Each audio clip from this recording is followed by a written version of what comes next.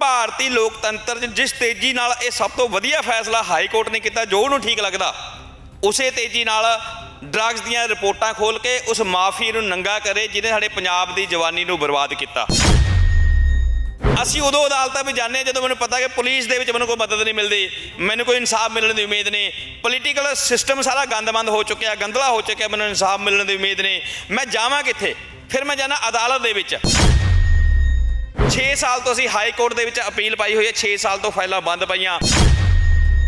ਇੰਨਾ ਲੰਬੀ ਪ੍ਰਕਿਰਿਆ ਅਦਾਲਤਾਂ ਦੀ ਹੈਗੀ ਹੈ, ਜੱਜ ਤਰੀਕ ਤੇ ਤਰੀਕ, ਭਾਵੇਂ ਕਾਰਨ ਕੋਈ ਵੀ ਹੈ, ਸਟਾਫ ਘੱਟ ਹੈ, ਕੇਸਾਂ ਦੀ ਗਿਣਤੀ ਬਹੁਤ ਹੈ, ਹੜ ਬਹੁਤ ਹੈ, ਠੀਕ ਹੈ, ਬਹਾਨੇਬਾਜ਼ੀ ਠੀਕ ਹੈ, ਸਾਡਾ ਸਿਸਟਮ ਗੰਦਲਾ ਹੈ, ਪਰ ਲੋਕ ਜਾਣ ਕਿੱਥੇ? ਤੁਸੀਂ ਇਹਨਾਂ ਸ਼ਬਦਾਂ ਨੂੰ ਸੁਧਾਰ ਸਕਦੇ ਆ, ਲੋਕ ਹੋਰ ਤੁਹਾਡੇ ਵਿਸ਼ਵਾਸ ਪੱਕਾ ਕਰਨ, ਤੁਸੀਂ ਆਪਣੀ ਪ੍ਰਕਿਰਿਆ ਨੂੰ ਤੇਜ਼ੀ ਨਾਲ ਲਿਆ ਸਕਦੇ ਆ। ਆਪਣਾ ਭਰੋਸਾ ਲੋਕਾਂ 'ਚ ਬਹਾਲ ਕਰੋ, ਮਜ਼ਬੂਤ ਕਰੋ, ਤੁਰੰਤ ਫੈਸਲੇ ਕਰੋ, ਭਾਵੇਂ ਲੋਕਾਂ ਦੇ ਪਸੰਦ ਆਣ ਨਾ ਆਣ, ਤੁਰੰਤ ਫੈਸਲੇ ਕਰਕੇ ਨਿਪਟਾਰੇ ਕਰ ਦਿਓ। TV84 ਦੇ ਨਾਲ ਜੁੜੇ ਹੋ, ਮੈਂ ਰਜਿੰਦਰ ਸਿੰਘ ਸਵਰਾਜ। ਜੇ ਗੱਲ ਕੀਤੀ ਜਾਵੇ ਤਾਂ ਪੰਜਾਬ ਦੇ ਲੋਕਾਂ ਦੇ ਸਾਹਮਣੇ ਬਹੁਤ ਵੱਡੀਆਂ ਚੁਣੌਤੀਆਂ ਨੇ। ਉਹਨਾਂ ਚੁਣੌਤੀਆਂ ਦਾ ਹਿੱਸੇਦਾਰ ਡਰੱਗਸ ਮਾਮਲਿਆਂ ਨੂੰ ਵੀ ਮੰਨਿਆ ਜਾਂਦਾ ਹੈ, ਜਿਸ ਦੇ ਵਿੱਚ 30 ਲੱਖ ਤੋਂ ਵਧੇਰੇ ਨੌਜਵਾਨਾਂ ਦੀਆਂ 5 ਸਾਲਾਂ ਦੇ ਵਿੱਚ ਮੌਤਾਂ ਹੋ ਚੁੱਕੀਆਂ। ਬਹੁਤ ਵੱਡੇ ਅੰਕੜੇ ਨੇ ਮੀਡੀਆ ਰਿਪੋਰਟ ਦੇ ਮੁਤਾਬਕ। ਤਾਂ ਇਸੇ ਮਸਲੇ ਨੂੰ ਲੈ ਕੇ ਸਾਬਕਾ DSP ਬਲਵਿੰਦਰ ਸੇਖੋਂ ਦੇ ਵੱਲੋਂ ਵੀ ਜਿਹੜਾ ਇੱਕ ਪ੍ਰੈਸ ਵਾਰਤਾਲਾਪ ਕੀਤਾ ਜਾਂਦਾ, ਉਸ ਤੋਂ ਬਾਅਦ ਪੁਲਿਸ ਦੇ ਵੱਲੋਂ ਗ੍ਰਿਫਤਾਰੀ ਪਾਈ ਜਾਂਦੀ ਹੈ। ਤਾਂ ਇਹ ਵੀ ਕਿਤੇ ਨਾ ਕਿਤੇ ਕਨਸੂਆਂ ਮਿਲ ਰਹੀਆਂ ਨੇ ਕਿ 6 ਮਹੀਨੇ ਵਾਸਤੇ ਜਿਹੜਾ ਬਲਵਿੰਦਰ ਸਿੰਘ ਸੇਖੋਂ ਨੂੰ ਪੁਲਿਸ ਹਿਰਾਸਤ ਦੇ ਵਿੱਚ ਰੱਖਿਆ ਜਾਵੇਗਾ, ਜੇਲ੍ਹ ਦੇ ਵਿੱਚ ਰੱਖਿਆ ਜਾਵੇਗਾ। ਤਾਂ ਸਾਡੇ ਨਾਲ ਸੇਖੋਂ ਸਾਹਿਬ ਦੇ ਸਾਥੀ ਵੀ ਨੇ, ਸਤਨਾਮ ਸਿੰਘ ਦਾਊ, ਉਹਨਾਂ ਦੇ ਨਾਲ ਗੱਲਬਾਤ ਕਰ ਲੈਂਦੇ ਹਾਂ। ਅੱਜ ਵੱਡਾ ਪ੍ਰੋਗਰਾਮ ਵੀ ਦੇਣ ਦੀ ਉਮੀਦ ਹੈ, ਗੱਲਬਾਤ ਕਰਦੇ ਹਾਂ। ਬਾਈ ਜੀ, ਸਭ ਤੋਂ ਪਹਿਲਾਂ ਸਵਾਗਤ ਹੈ। ਧੰਨਵਾਦ ਜੀ, ਮਿਹਰਬਾਨੀ। ਬਾਈ ਜੀ, ਸਭ ਤੋਂ ਪਹਿਲਾਂ ਦੱਸੋ ਕਿ ਆ ਜਿਹੜਾ ਵੱਡਾ ਮਸਲਾ ਹੈ ਕੀ ਹੈ? ਪੂਰੇ ਮਸਲੇ ਨੂੰ ਲੈ ਕੇ ਪ੍ਰੈਸ ਵਾਰਤਾਲਾਪ ਵੀ ਹੋਇਆ ਸੀ, ਮਸਲਾ ਦੱਸ ਦਿਓ ਜੀ ਪਹਿਲਾਂ। ਸਾਡੀ ਸੰਸਥਾ ਦਾ ਨਾਮ ਪੰਜਾਬ ਅਗੇਂਸਟ ਕਰਪਸ਼ਨ ਹੈ। ਸੇਖੋਂ ਨਾਲ ਕੁਝ ਮੁੱਦਿਆਂ 'ਤੇ ਅਸੀਂ ਸਹਿਮਤ ਹੈ।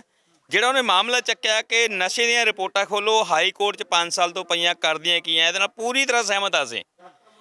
ਜੇ ਕੋਈ ਸ਼ਬਦਾਂ ਦਾ ਹੇਰ ਫੇਰ ਹੈ, ਕੋਈ ਸ਼ਬਦ ਗੁੱਸੇ 'ਚ ਉਹਨੇ ਬੋਲੇ ਹੈ, ਅਦਾਲਤ ਦੀ ਤੋਹੀਨ ਅਦਾਲਤ ਮੰਨਦੀ ਹੈ। ਮੈਨੂੰ ਉੜਦੀ ਖਬਰ ਮਿਲੀ ਹੈ ਸੋਸ਼ਲ ਮੀਡੀਆ 'ਤੇ ਕਿ ਉਹਨੂੰ 6 ਮਹੀਨੇ ਦੇ ਅੰਦਰ ਭੇਜ ਦਿੱਤਾ ਗਿਆ, ਉਹਨੂੰ ਤੇ ਪ੍ਰਦੀਪ ਸ਼ਰਮਾ ਨੂੰ। ਅਦਾਲਤ ਦਾ ਹੱਕ ਹੈ, ਵਧੀਆ ਗੱਲ ਹੈ। ਜਿਸ ਤੇਜ਼ੀ ਨਾਲ ਅਦਾਲਤ ਨੇ ਸਜ਼ਾ ਸੁਣਾਈ ਹੈ, ਜੇ ਸੁਣਾਈ ਹੈ, ਇੰਨੀ ਤੇਜ਼ੀ ਨਾਲ ਰਿਪੋਰਟਾਂ ਖੋਲ੍ਹਦੇ। ਮੈਂ ਨਹੀਂ ਕਹਿੰਦਾ ਉਹਨੂੰ ਗਲਤ ਸੁਣਾਈ ਹੈ ਕਿ ਠੀਕ ਸੁਣਾਈ ਹੈ, ਮੈਂ ਨਹੀਂ ਕਹਿੰਦਾ ਉਹਨੂੰ ਬਾਹਰ ਕਰੋ, ਭਾਵੇਂ 6 ਸਾਲ ਲਈ ਕਰੋ, ਜੋ ਅਦਾਲਤ ਨੇ ਦੇਖਣਾ ਉਹ। ਪਰ ਭਾਰਤੀ ਲੋਕਤੰਤਰ 'ਚ ਜਿਸ ਤੇਜ਼ੀ ਨਾਲ ਇਹ ਸਭ ਤੋਂ ਵਧੀਆ ਫੈਸਲਾ ਹਾਈ ਕੋਰਟ ਨੇ ਕੀਤਾ, ਜੋ ਉਹਨੂੰ ਠੀਕ ਲੱਗਦਾ, ਉਸੇ ਤੇਜ਼ੀ ਨਾਲ ਡਰੱਗਸ ਦੀਆਂ ਰਿਪੋਰਟਾਂ ਖੋਲ੍ਹ ਕੇ ਉਸ ਮਾਫੀਏ ਨੂੰ ਨੰਗਾ ਕਰੇ ਜਿਹਨੇ ਸਾਡੇ ਪੰਜਾਬ ਦੀ ਜਵਾਨੀ ਨੂੰ ਬਰਬਾਦ ਕੀਤਾ। ਮੈਂ ਇਹ ਕਹਿ ਰਿਹਾ ਤੁਹਾਡੇ ਕੈਮਰੇ ਸਾਹਮਣੇ ਕਿ ਭਾਰਤੀ ਅਦਾਲਤਾਂ ਦੇ ਉੱਤੇ ਆਮ ਬੰਦੇ ਦਾ ਭਰੋਸਾ ਲਗਭਗ ਉੱਠ ਗਿਆ। ਹੁਣ ਆਮ ਬੰਦਾ ਇਨਸਾਫ ਲਈ ਅਦਾਲਤਾਂ ਵਿੱਚ ਜਾਣ ਤੋਂ ਡਰਦਾ। ਅਸੀਂ ਉਦੋਂ ਅਦਾਲਤਾਂ ਵਿੱਚ ਜਾਂਦੇ ਹਾਂ ਜਦੋਂ ਮੈਨੂੰ ਪਤਾ ਕਿ ਪੁਲਿਸ ਦੇ ਵਿੱਚ ਮੈਨੂੰ ਕੋਈ ਮਦਦ ਨਹੀਂ ਮਿਲਦੀ, ਮੈਨੂੰ ਕੋਈ ਇਨਸਾਫ ਮਿਲਣ ਦੀ ਉਮੀਦ ਨਹੀਂ, ਪੋਲੀਟੀਕਲ ਸਿਸਟਮ ਸਾਰਾ ਗੰਦਮੰਦ ਹੋ ਚੁੱਕਿਆ, ਗੰਦਲਾ ਹੋ ਚੁੱਕਿਆ, ਮੈਨੂੰ ਇਨਸਾਫ ਮਿਲਣ ਦੀ ਉਮੀਦ ਨਹੀਂ। ਮੈਂ ਜਾਵਾਂ ਕਿੱਥੇ? ਫਿਰ ਮੈਂ ਜਾਂਦਾ ਅਦਾਲਤ ਦੇ ਵਿੱਚ। ਮੈਂ ਅਦਾਲਤ ਦੇ 2-3 ਕੇਸ ਦੱਸਦਾ ਕਿ ਮੈਂ ਕਿਵੇਂ ਕਹਿੰਦਾ ਅਦਾਲਤ ਵਿੱਚ ਮੈਨੂੰ ਇਨਸਾਫ ਮਿਲੇਗਾ। ਅਮਰਾਲੀ ਪਿੰਡ ਹੈ ਮਰਿੰਡੇ ਦਾ, ਉੱਥੇ ਅਜੈਬ ਸਿੰਘ ਦਾ ਬੇਟੇ ਦਾ ਕਤਲ ਹੋਇਆ। ਪੁਲਿਸ ਨੇ ਝੂਠਾ ਮੁਕਾਬਲਾ ਬਣਾ ਕੇ ਕਤਲ ਕਰਤਾ, ਅੱਜ ਤੱਕ ਉਹਦੀ ਡੈੱਡ ਬੋਡੀ ਨਹੀਂ ਮਿਲੀ। ਉਹ 90 ਸਾਲ ਦਾ ਬਜ਼ੁਰਗ ਜਿਹੜਾ ਹੈ, ਉਹਦਾ ਬਾਪ 27 ਸਾਲ ਡਿਸਟ੍ਰਿਕਟ ਕੋਰਟ ਰੋਪੜ ਦੇ ਵਿੱਚ ਕੇਸ ਲੜਿਆ ਤੇ 27 ਸਾਲ ਬਾਅਦ SK ਸ਼ਰਮਾ ADGP ਨੂੰ ਬਰੀ ਕਰ ਦਿੱਤਾ ਗਿਆ। 27 ਸਾਲ ਕਿਉਂ ਲੱਗੇ ਫੈਸਲਾ ਦੇਣ ਨੂੰ? 27 ਸਾਲਾਂ 'ਚ ਉਸ ਵੱਡੇ ਪੁਲਿਸ ਅਫਸਰ ਨੇ ਸਬੂਤਾਂ ਨੂੰ ਤੋੜਿਆ, ਮਰੋੜਿਆ, ਗਵਾਹਾਂ ਨੂੰ ਖਰੀਦਿਆ, ਗਰਾਹਾਂ ਨੂੰ ਡਰਾਇਆ, ਧਮਕਾਇਆ। 27 ਸਾਲ 6 ਸਾਲ ਤੋਂ ਅਸੀਂ ਹਾਈ ਕੋਰਟ ਦੇ ਵਿੱਚ ਅਪੀਲ ਪਾਈ ਹੋਈ ਹੈ, 6 ਸਾਲ ਤੋਂ ਫਾਈਲਾਂ ਬੰਦ ਪਈਆਂ। ਜੇ ਤੁਸੀਂ 31-32 ਸਾਲਾਂ ਬਾਅਦ ਅੱਜ ਸੁਣਵਾਈ ਸ਼ੁਰੂ ਕਰੋਗੇ, 2-4 ਸਾਲ ਹਾਈ ਕੋਰਟ ਹੋਰ ਲਗਾ ਦੇਗਾ। ਤੁਸੀਂ 35-40 ਸਾਲਾਂ ਬਾਅਦ ਫੈਸਲਾ ਦਿਓਗੇ। ਫਿਰ ਪੈਸੇ ਵਾਲੀ ਧਿਰ ਜਿਹੜੀ ਵਕੀਲਾਂ ਨੂੰ ਲੱਖਾਂ ਰੁਪਏ ਫੀਸ ਦੇ ਸਕਦੀ ਹੈ, ਉਹ ਸੁਪਰੀਮ ਕੋਰਟ ਜਾਏਗੀ। ਤੇ 50 ਸਾਲਾਂ ਬਾਅਦ ਜੇ ਤੁਸੀਂ ਕਤਲ ਦੇ ਕੇਸ ਦਾ ਇਨਸਾਫ ਨਹੀਂ ਦੇ ਸਕੇ ਤਾਂ ਉਹਦਾ ਬਾਪੂ ਜਿਹੜਾ ਅੱਜ 90 ਸਾਲ ਦਾ ਹੈ, ਉਹ ਇਨਸਾਫ ਦੀ ਉਮੀਦ ਦੇ ਵਿੱਚ ਉਹ ਕੁਦਰਤੀ ਆਪਣੀ ਉਮਰ ਪੂਰੀ ਕਰਕੇ ਇਸ ਜਹਾਨ 'ਚੋਂ ਜਾ ਚੁੱਕਿਆ ਹੋਵੇਗਾ। ਉਹ ਬਾਪੂ ਕਿਵੇਂ ਕਹਿ ਦੇਗਾ ਕਿ ਮੈਨੂੰ ਹਾਈ ਕੋਰਟ ਦੇ ਉੱਤੇ, ਮੈਨੂੰ ਡਿਸਟ੍ਰਿਕਟ ਕੋਰਟ ਦੇ ਉੱਤੇ ਭਰੋਸਾ ਹੈਗਾ? ਇਹ ਤਾਂ ਇੱਕ ਐਗਜ਼ਾਮਪਲ ਹੈ। ਤੁਸੀਂ ਕਰੋਨਾ ਕਾਲ 'ਚ ਪ੍ਰਾਈਵੇਟ ਸਕੂਲ ਫੀਸਾਂ ਦਾ ਰੌਲਾ ਬੜਾ ਸੁਣਿਆ। 20-30 ਲੱਖ ਬੱਚੇ ਪੰਜਾਬ ਦੇ ਸੜਕਾਂ 'ਤੇ ਘੁੰਮ ਰਹੇ ਸੀ ਕਿ ਕਰੋਨਾ ਸਕੂਲ ਬੰਦ ਹੈ, ਮੈਂ ਫੀਸ ਕਿਵੇਂ ਦੇ ਦਾਂ, ਮੇਰੇ ਕੋਲ ਹੈ ਨਹੀਂ। ਤੇ ਹਾਈ ਕੋਰਟ 'ਚ ਮੈਂ ਖੁਦ ਗਿਆ, ਮੇਰੇ ਕਈ ਸਾਥੀ ਹਾਈ ਕੋਰਟ 'ਚ ਗਏ, ਮਾਮਲਾ ਸੁਪਰੀਮ ਕੋਰਟ 'ਚ ਗਿਆ। ਜਿਹੜਾ ਬੱਚਾ 8ਵੀਂ ਦੇ ਵਿੱਚ ਸੀ, ਉਹ ਹੁਣ 10ਵੀਂ 'ਚ ਹੋ ਗਿਆ। ਜਿਹੜਾ ਬੱਚਾ 10ਵੀਂ ਚੋਂ ਪਲੱਸ 2 ਚ ਹੋ ਗਿਆ, ਜਿਹੜਾ ਪਲੱਸ 2 ਸੀ ਉਹ ਕਾਲਜ ਚਲਾ ਗਿਆ, ਉਹ ਬਾਲਗ ਹੋ ਗਿਆ, ਉਹ ਵੱਡਾ ਸ਼ਹਿਰੀ ਬਣ ਗਿਆ, ਉਹ 20 ਲੱਖ ਬੱਚਿਆਂ ਨੂੰ ਜਦੋਂ ਤੁਰੰਤ ਰਾਹਤ ਦੀ ਲੋੜ ਸੀ ਹਾਈ ਕੋਰਟ ਵੱਲੋਂ, ਤੁਰੰਤ ਰਾਹਤ ਦੀ ਲੋੜ ਸੀ ਸੁਪਰੀਮ ਕੋਰਟ ਵੱਲੋਂ, ਜੇ ਤੁਸੀਂ ਅੱਜ ਤੋਂ 5 ਸਾਲ ਬਾਅਦ ਫੈਸਲਾ ਦੇ ਦਿਓਗੇ ਸਕੂਲ ਫੀਸਾਂ ਦਾ, ਉਹਨੇ ਸਿਰ 'ਚ ਮਾਰਨਾ ਤੁਹਾਡਾ ਫੈਸਲਾ। ਤੇ ਉਹ ਜਿਹੜਾ ਬਾਲਗ ਨਾਗਰਿਕ ਬਣ ਜਾਣਗੇ 20 ਲੱਖ ਬੱਚੇ, ਉਹ ਕੀ ਕਹਿਣਗੇ ਵੱਡੇ ਹੋ ਕੇ ਮੈਨੂੰ ਅਦਾਲਤ ਤੇ ਭਰੋਸਾ ਹੈ। ਸੋ ਇਸ ਤਰ੍ਹਾਂ ਦੇ ਬਹੁਤ ਸਾਰੇ ਮਾਮਲੇ, ਮੇਰੇ ਖੁਦ ਦੇ ਮਾਮਲੇ, ਮੇਰੇ ਹੱਥਾਂ ਰਾਹੀਂ ਜਿਹੜੇ ਮਾਮਲੇ ਗਏ ਆ, ਜਿਹੜੇ ਲਗਾਤਾਰ ਅਸੀਂ ਕਰਪਸ਼ਨ ਦੇ ਅਗੇਂਸਟ ਮਾਮਲੇ ਚੱਕਦੇ ਆ, ਉਹ ਇੰਨਾ ਲੰਬੀ ਪ੍ਰਕਿਰਿਆ ਅਦਾਲਤਾਂ ਦੀ ਹੈਗੀ ਹੈ। ਜੱਜ ਤਰੀਕ ਤੇ ਤਰੀਕ, ਭਾਵੇਂ ਕਾਰਨ ਕੋਈ ਵੀ ਹੈ, ਸਟਾਫ ਘੱਟ ਹੈ, ਕੇਸਾਂ ਦੀ ਗਿਣਤੀ ਬਹੁਤ ਹੈ, ਹੜ ਬਹੁਤ ਹੈ, ਠੀਕ ਹੈ, ਬਹਾਨੇਬਾਜ਼ੀ ਠੀਕ ਹੈ, ਸਾਡਾ ਸਿਸਟਮ ਗੰਦਲਾ ਹੈ, ਪਰ ਲੋਕ ਜਾਣ ਕਿੱਥੇ? ਲੋਕ ਜਾਣ ਜਾਂ ਤਾਂ ਫਿਰ ਤੁਰੰਤ ਫੈਸਲਾ ਕਰਾਉਣਾ ਕਿ ਅਦਾਲਤਾਂ ਖਰਾਬ, ਮੋਰਚਾ ਖੋਲ ਦਿਓ, ਬੋਲੋ ਬਲਵਿੰਦਰ ਸੇਖੋ ਦੀ ਤਰ੍ਹਾਂ, ਤੇ ਉਹਨੂੰ 6 ਮਹੀਨੇ ਦੀ ਸਜ਼ਾ ਤੁਸੀਂ 24 ਤੋਂ 48 ਘੰਟੇ 'ਚ ਕਰ ਦਿਓ। ਕੀ ਲੋਕ ਇਹ ਰਸਤਾ ਅਪਣਾਉਣ? ਫਿਰ ਲੋਕ ਕਿਵੇਂ ਕਰਨ? ਪੰਜਾਬ ਦਾ ਮਾਹੌਲ ਅਸ਼ਾਂਤ ਰਿਹਾ ਜਦੋਂ ਕਿਸੇ ਪਾਸੇ ਕੋਈ ਸਾਨੂੰ ਇਨਸਾਫ ਨਜ਼ਰ ਨਹੀਂ ਆਉਂਦਾ। ਦੇਰੀ ਨਾਲ ਇਨਸਾਫ ਦੇਣਾ ਨਾ ਦੇਣਾ ਇੱਕ ਬਰਾਬਰ ਹੈ। ਤੁਸੀਂ ਜਿਹੜਾ ਲੋਕਾਂ ਦੀ ਗੱਲ ਕੀਤੀ, ਮੀਡੀਆ ਰਿਪੋਰਟਾਂ ਨੇ ਕਿ 40 ਲੱਖ ਤੋਂ ਵਧੇਰੇ 5 ਸਾਲਾਂ ਦੇ ਵਿੱਚ ਉਹ ਲੋਕ ਨੇ ਜਿਨ੍ਹਾਂ ਦੇ ਨੌਜਵਾਨ ਭੈਣ ਭਰਾ ਜਿਹੜੇ ਨਸ਼ੇ ਦੀ ਭੇਂਟ ਚੜ੍ਹ ਚੁੱਕੇ ਨੇ। ਫਿਰ ਤੁਸੀਂ ਤੇ ਸੜਕਾਂ ਦੇ ਉੱਪਰ ਆ ਗਏ ਹੋ, ਤੁਸੀਂ ਇੱਕ ਵੱਡਾ ਪ੍ਰੋਗਰਾਮ ਦੇ ਦਿੱਤਾ, ਫਿਰ ਉਹ ਲੋਕ ਕਿੱਥੇ ਨੇ? ਉਹ ਲੋਕ ਚਾਹੁੰਦੇ ਨਹੀਂ ਕਿ ਸਾਨੂੰ ਇਨਸਾਫ ਮਿਲੇ। ਦੇਖੋ, ਮੈਂ ਬੜਾ ਦੁਖੀ ਹਾਂ ਕਿ ਅਦਾਲਤਾਂ ਖਿਲਾਫ ਜੋ ਸ਼ਬਦ ਵਰਤੇ ਗਏ ਬਲਵਿੰਦਰ ਸੇਖੋ ਵੱਲੋਂ ਤੇ ਪ੍ਰਦੀਪ ਸ਼ਰਮਾ ਵੱਲੋਂ, ਉਹਨਾਂ ਦੇ ਨਾਲ ਸਜ਼ਾ ਮਿਲ ਗਈ ਕੋਈ ਗੱਲ ਨਹੀਂ, ਜੇ ਮਿਲ ਗਈ ਤਾਂ।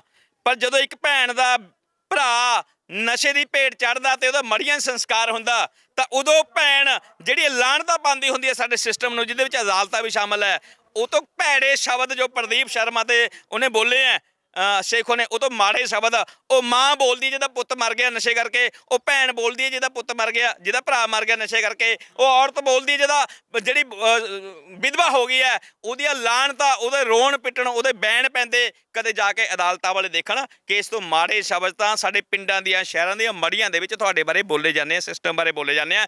ਅਦਾਲਤਾਂ ਵੀ ਇਸ ਸਿਸਟਮ ਦਾ ਹਿੱਸਾ ਹੈ। ਤੁਸੀਂ ਇਹਨਾਂ ਸ਼ਬਦਾਂ ਨੂੰ ਸੁਧਾਰ ਸਕਦੇ ਆ, ਲੋਕ ਹੋਰ ਤੁਹਾਡੇ ਵਿਸ਼ਵਾਸ ਪੱਕਾ ਕਰਨ, ਤੁਸੀਂ ਆਪਣੀ ਪ੍ਰਕਿਰਿਆ ਨੂੰ ਤੇਜ਼ੀ ਨਾਲ ਲਿਆ ਸਕਦੇ ਆ। ਤੇ ਹੁਣ ਆਪਾਂ ਸੀਮਤ ਕਰੀਏ ਨਸ਼ੇ ਦੀ ਰਿਪੋਰਟਾਂ ਤੇ। ਮੈਂ ਬੇਨਤੀ ਕਰਦਾ ਅਦਾਲਤ ਨੂੰ ਕਿ ਅਸੀਂ ਭਾਰਤੀ ਨਾਗਰਿਕ ਹਾਂ, ਭਾਰਤੀ ਕਾਨੂੰਨ 'ਚ ਭਰੋਸਾ ਕਰ ਸਕਦੇ ਹਾਂ, ਕਰਦੇ ਵੀ ਹਾਂ, ਤਾਂ ਹੀ ਅਸੀਂ ਅਦਾਲਤਾਂ 'ਚ ਕੇਸ ਲੈ ਕੇ ਜਾਂਦੇ ਹਾਂ। ਮੈਂ ਖੁਦ ਅਦਾਲਤਾਂ 'ਚ ਬਹੁਤ ਸਾਰੇ ਕੇਸ ਲੈ ਕੇ ਗਿਆ।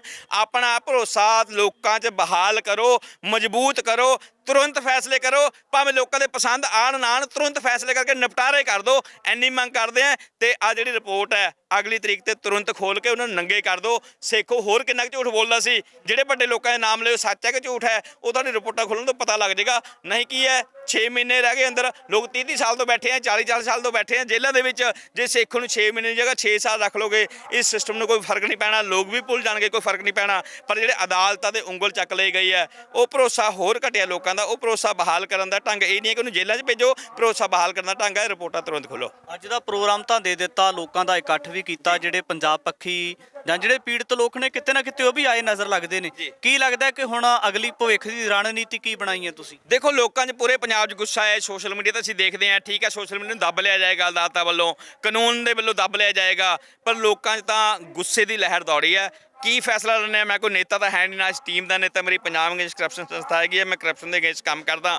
ਪਰ ਲੋਕ ਕੀ ਫੈਸਲਾ ਲੈਣਗੇ, ਕਿਹੜੀਆਂ ਭਾਵਨਾਵਾਂ ਦੀਆਂ ਜਾਣਗੇ ਅਦਾਲਤ ਖਿਲਾਫ, ਉਹ ਲੋਕ ਜਾਣ। ਅਗਲਾ ਕੋਈ ਪ੍ਰੋਗਰਾਮ ਦੇਖਦੇ ਆ, ਜੇ ਐਜ ਪਾਰਲੀਮੈਂਟ ਠੀਕ ਲੱਗਿਆ ਮੈਂ ਉਹਦੇ 'ਚ ਸਮੂਲੀਅਤ ਕਰਾਂਗਾ, ਨਹੀਂ ਠੀਕ ਲੱਗਿਆ ਨਹੀਂ ਕਰਾਂਗਾ। ਤੇ ਮੈਂ ਆਜ਼ਾਦ ਆਪਣੇ ਫੈਸਲੇ ਲੈਣ 'ਚ, ਪਰ ਮੈਂ ਦੁਖੀ ਜ਼ਰੂਰ ਹਾਂ ਹਾਈ ਕੋਰਟ ਤੋਂ ਕਿ ਉਹ ਰਿਪੋਰਟਾਂ ਖੋਲ੍ਹ ਨਹੀਂ ਰਿਹਾ। 5 ਸਾਲ ਹੋ ਗਏ। ਡਰੱਗਸ ਮਸਲੇ ਨੂੰ ਲੈ ਕੇ ਅਤੇ ਰਿਪੋਰਟਾਂ ਨੂੰ ਲੈ ਕੇ ਜਿਹੜਾ ਹਾਈ ਕੋਰਟ ਦੇ ਜਿਹੜਾ ਕਹਿ ਸਕਦੇ ਹਾਂ ਕਿ ਟਿੱਪਣੀਆਂ ਵੀ ਕੀਤੀਆਂ ਨੇ, ਪਰ ਆਉਣ ਵਾਲੇ ਸਮੇਂ ਦੇ ਵਿੱਚ ਦੇਖਣਾ ਹੋਵੇਗਾ ਕਿ ਜਿਹੜੀਆਂ ਡਰੱਗਸ ਰਿਪੋਰਟ ਨੂੰ ਲੈ ਕੇ ਲੰਬੇ ਸਮੇਂ ਤੋਂ ਮੰਗ ਹੁੰਦੀ ਆਈ ਹੈ ਕਿ ਉਹਦੀਆਂ ਰਿਪੋਰਟਾਂ ਖੋਲ੍ਹੀਆਂ ਜਾ ਸਕਦੀਆਂ ਨੇ, ਕਿ ਆਉਣ ਵਾਲੇ ਸਮੇਂ ਦੇ ਵਿੱਚ ਕਿਸ ਤਰੀਕੇ ਦੀ ਰਣਨੀਤੀ ਉਲੀਕੀ ਜਾ ਸਕਦੀ ਹੈ। ਤਮਾਮ ਪੱਖ ਲੈ ਕੇ ਹਾਜ਼ਰ ਹੋਵਾਂਗੇ। ਧੰਨਵਾਦ।